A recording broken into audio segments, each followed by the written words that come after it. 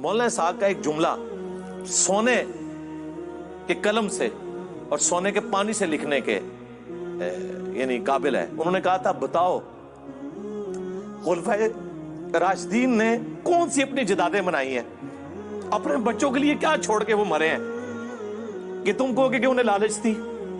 پوری زندگی چٹائی پہ حضرت عمر سوتے رہے مسجد کے اندر, اپنے بچے کو خلیفہ نہیں نامزد کیا. لوگوں نے حالانکہ مشورے دیے ہیں, حضرت ابو بکر نے اپنے بچوں کو خلیفہ نامزد نہیں کیا.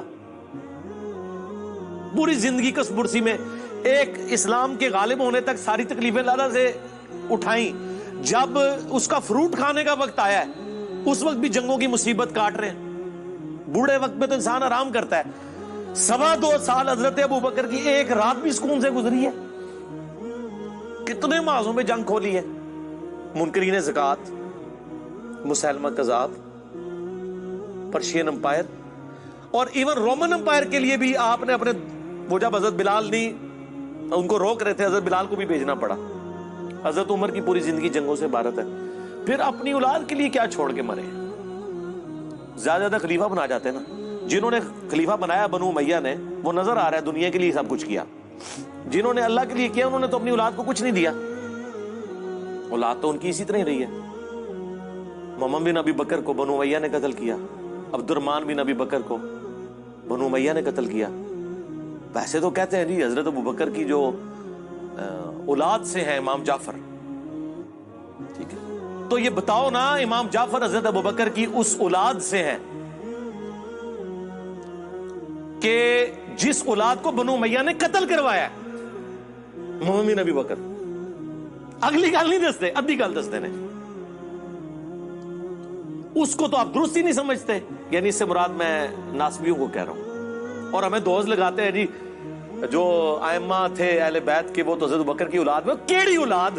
وہ اولاد جنہی پرورش مولا علی نے کی تھی, محمد بن بکر کی, جو جنگ جمل میں حضرت عائشہ کو سمجھاتے تھے. اور جب حضرت عائشہ کا اونٹ گرا اس محمد بن ابی بکر کے ساتھ حضرت علی نے حضرت عائشہ کو احترام کے ساتھ گھر روانہ کیا. جو مسند احمد میں حدیث ہے کہ ایک وقت آئے گا تیرا عائشہ سے جھگڑا ہوگا. حضرت علی نے کہا میں بڑا بدبخت ہوں گا, تو فرمایا تم نے ایسا کرنا ہے عائشہ کو اس کے گھر تک پہنچا دینا ہے, اور پہنچایا. ٹھیک ہے, تو یہ چھوڑ دیں. مقدمے میں کبھی بھی کوئی جیت نہیں سکتا. پک اینڈ چوز آپ کریں گے تو وہ فٹ ہی نہیں بیٹھے گا. یہ اسی طرح ان کو تو چھوڑ دیں, تو بڑی ہستیاں تھیں. میں اپنے بارے میں دیکھتا ہوں کہ میرے بارے میں بلیم لگا رہے ہیں کہ جناب یہود و نصارہ سے فنڈنگ آ رہی ہے. آپ کیا سمجھتے ہیں یہ جب بکواس کر رہے ہوتے ہیں تو اس سے میرے کوئی ارادہ متزلزل ہوتا ہے؟ میرے تو ایمان میں اور اضافہ ہوتا ہے کہ یا اللہ میں واقعی ٹھیک ہوں, مجھے تو پتا ہے مجھے فنڈنگ نہیں آ رہی. ٹھیک ہے, تو میں تو اور پکا ہو جاتا ہوں نا.